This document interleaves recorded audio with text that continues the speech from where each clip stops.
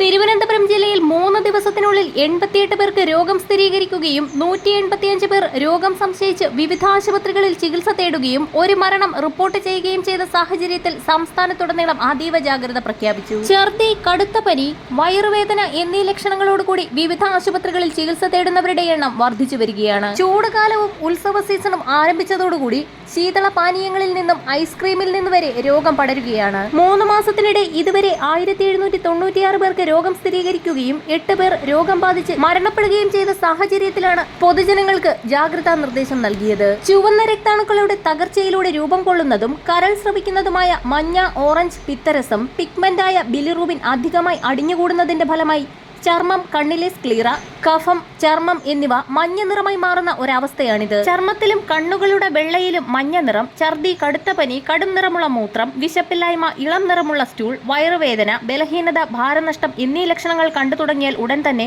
സ്വയം ചികിത്സയ്ക്ക് നിൽക്കാതെ തൊട്ടടുത്തുള്ള പ്രാഥമിക ആരോഗ്യ കേന്ദ്രങ്ങളുമായി ബന്ധപ്പെട്ട് രക്തപരിശോധന നടത്തേണ്ടതാണ്. ഹെപ്പറ്റൈറ്റിസ് എയ്ക്ക് പുറമെ ഈ വർഷം 7 പേർക്ക് ഹെപ്പറ്റൈറ്റിസ് ഇയും സ്ഥിരീകരിച്ചു.